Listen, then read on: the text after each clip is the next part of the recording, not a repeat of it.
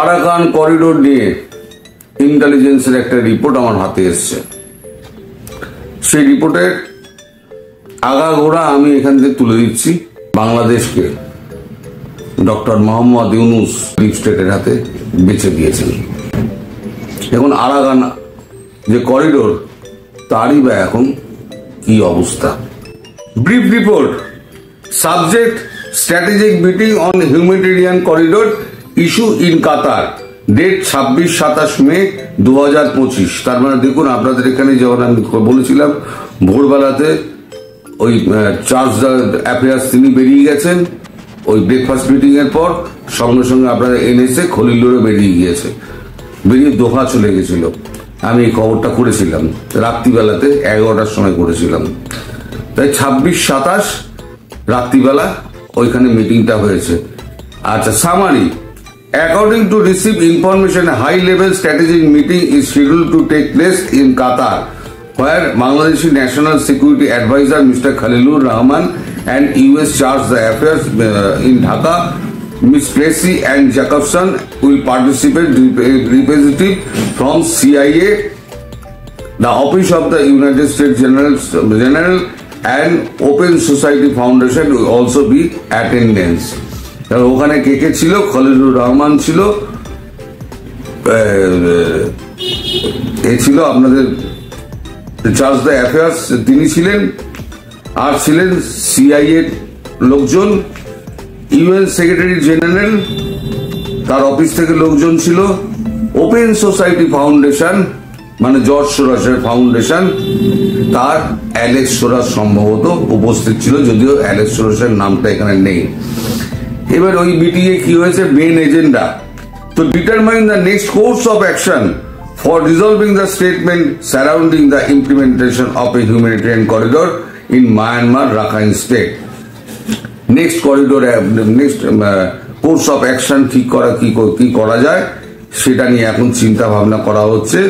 Surrounding implementation ওইটাকে তৈরি করার ব্যাপারে, হিউম্যানিটেরিয়ান করিডোর তৈরি করার ব্যাপারে Rakhine.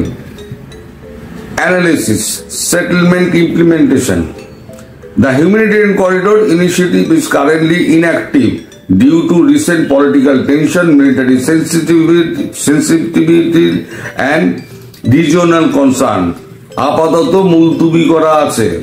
Humanitarian corridor initiative currently inactive due to recent political tension, রাজনৈতিক কারণে, মিলিটারি সেন্সিটিভিটি যেটা হচ্ছে আমাদের সেনাপ্রধানের আপত্তি, এবং রিজিওনাল কনসার্ন, এবং সাম্প্রতিক রিজিয়নে আমাদের ভারত এবং চীন, রাশিয়া তাদের যে আপত্তি, তার রিজিওনাল কনসার্নের জন্য আপাতত মুলতুবি রইল।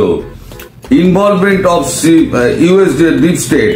Although Tracy and Jacobson was appointed under the Biden administration, her mandate in primarily aligned in the US deep state, including the CIA and border national security apparatus. তার যে ট্রেসি যে জেকবসনের যে অ্যাপয়েন্টমেন্ট সেটা Biden সরকার দিয়েছিল, এবং তার মূল কর্তব্য হলো সে সিআইএ তাদেরকে সার্ভ করা, এই ডিপ স্টেটকে সার্ভ করা, এবং সিআইএ ডিপ স্টেটের যারা অংশ আছে তাদেরকে সার্ভ করাই হচ্ছে তার মূল কর্তব্য।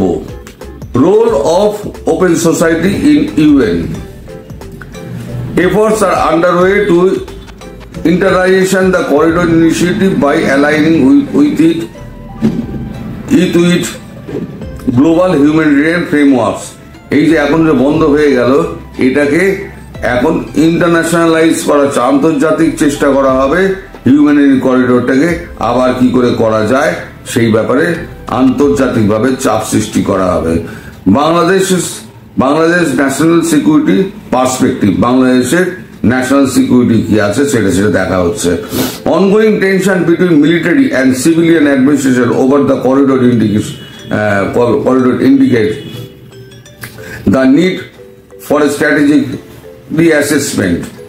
এই যে ওয়াকারুজ্জামানের সঙ্গে সরকারের যে একটা এবং সিভিল অ্যাডমিনিস্ট্রেশনের সঙ্গে যে একটা যে বিরোধ বেঁধেছে, সেই বিরোধটা নতুন করে রিঅ্যাসেসমেন্ট করতে হবে। আপাতত মুলতবি রইল এখন রিঅ্যাসেসমেন্ট করতে হবে, অর্থাৎ এখনই করিডোরটা সম্পর্কে আর কোন রকম এগোনো হচ্ছে না, রিঅ্যাসেসমেন্ট করে তারপরে যা করা হবে।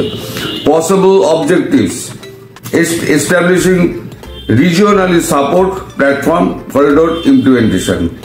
Possible objectives: establishing a regionally supported platform for corridor implementation. মানে এখন রিজিওনাল যে সমস্ত দেশগুলো রয়েছে তাদের সাপোর্ট আদায় করার জন্য চেষ্টা করা হবে। পসিবল অবজেক্টিভস যেটা ধরা হয়েছে, exerting cooperative pressure at the international level থেকে চাপ দেওয়া হবে to override objection from Bangladesh military. এই বাংলাদেশ মিলিটারি ওয়াকারুজ্জামান এবং তার সেনারা যেটা এর বিরোধটা করছে সেটাকে ওভাররাইড করার জন্য চেষ্টা করা হবে। Positioning the corridor mechanism under UN peace keeping and observer mission framework.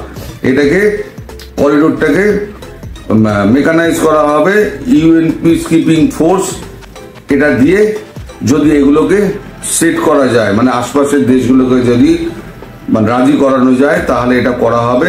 Applying coordinated external pressure on the government of Bangladesh. Applying coordinated external pressure মানে বাইরে থেকে প্রেশার দেওয়া হবে সরকারকে, মানে ইউনূস সরকারকে, যেটা যে করেই হোক এটা করতে হবে। এবার স্ট্র্যাটেজিক রিস্ক কি কি আছে?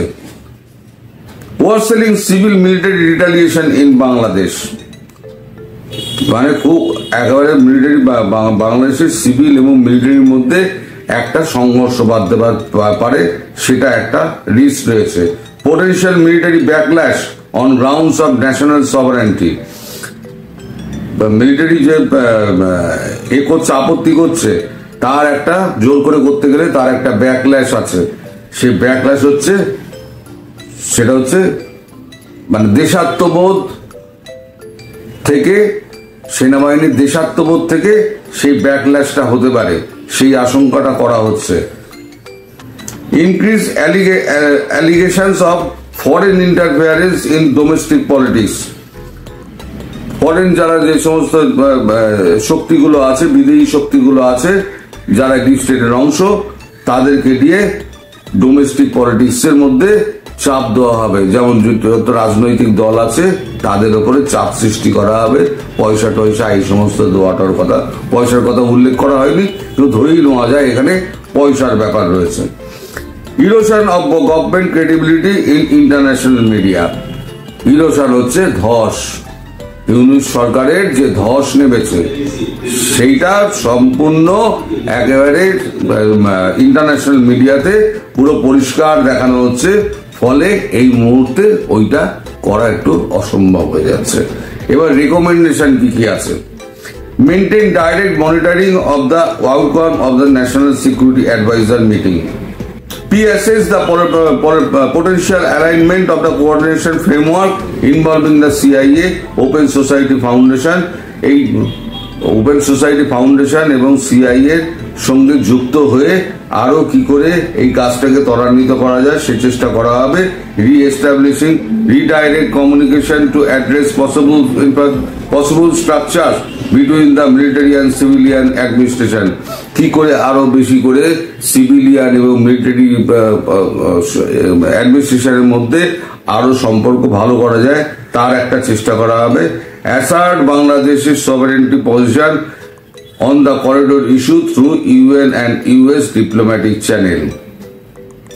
বোঝার চেষ্টা করা হচ্ছে, অ্যাসার্ট করা হচ্ছে, বোঝার চেষ্টা করা হচ্ছে যে ইউএন আর ইউএস এইটা বোঝার চেষ্টা করছে যে এখানে সভারেন্টি,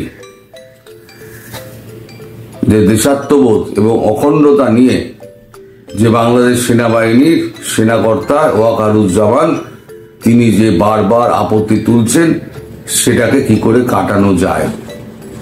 এই যে এতদিন ধরে আপনারা সেনাপ্রধানকে, মাঝে মাঝে আমিও বলেছি, আমি বলিনি তা নয়, আমিও নিরপরাধ নই, এই যে সেনাপ্রধানকে গালিগালাজ করা, তার উপরে রুষ্ট হওয়া, তাকে দু কথা শোনানো আমরা করেছি, কিন্তু সেনা প্রধান একা এই দেশটাকে বাঁচিয়ে দিয়েছেন।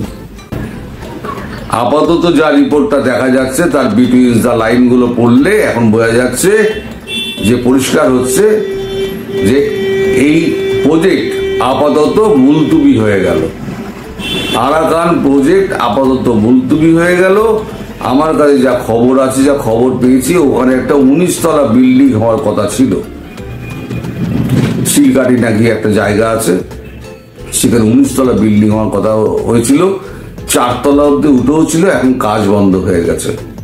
আর কিছুদিনের মধ্যে দেখবেন যে ডিফেন্সের লোকজন, ইউএস ডিফেন্সের লোকজন, মিলিটারি যারা আছে, তারা ব্যাগপত্র গুছিয়ে নিয়ে, তারা ব্যাকপ্যাক নিয়ে তারা যে যার চলে যাচ্ছে। এটা হলো বর্তমান অবস্থা।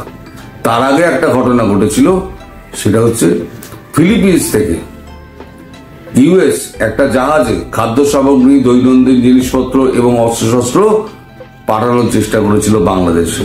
সেই জাহাজটা ফেরার কথা ছিল হচ্ছে সেন্ট মার্টিন দ্বীপে, কিন্তু সেন্ট মার্টিন দ্বীপের কাছে এসে দেখে এত কোরাল যে সেখানে আর ভিড়তে পারেনি।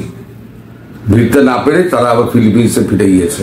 কারণ এখানে চট্টগ্রামে যদি আসে তাহলে পরে লোক চক্ষুর আড়ালে হবে না, এখানে ব্যাপক গন্ডগোল সৃষ্টি হয়ে যাবে। একই ইউনিট সরকার চাপে রয়েছে, আরো চাপে পড়ে যাবে, বিরোধীরা চেপে ধরবে। ফলে ওটাকে এতে নামিয়ে, সেন্ট মার্টিনে নামিয়ে ছোট ছোট বোটে করে নিয়ে আসার একটা প্ল্যান হয়েছিল, যে প্ল্যানটাও ভেস্তে গেছে। ফলে আপাতত যেটা দাঁড়াচ্ছে এই রিপোর্টের ভিত্তিতে, যে আরাকান করিডোর আপাতত মুলতুবি রইল। আর ইউএস যেখানে আপাতত মুলতুবি করে দেয়, সেখানে নতুন করে আর ভাবনা চিন্তা বলে রিকনসিডার করা হবে, অমুক করা হবে বলে, কিন্তু ইতিহাস যা বলে তাতে একবার যদি আমেরিকা ধাক্কা খেয়ে পিছিয়ে যায়, আগামী 50 বছরের মধ্যে সেই প্ল্যানকে আর এক্সিকিউট করার চেষ্টা করবে না। ইউনুসকে একটা কড়া বার্তা দিয়েছে সেনাপ্রধান, ঠিক হয়ে যান, ঠিক হয়ে যান, এখনো সময় আছে, এরপরে আর সময় পাবেন না। অর্থাৎ সেনাপ্রধান পরিষ্কার একটা বার্তা দিলেন যে আমি যে কোনো অবস্থার জন্য তৈরি আছি।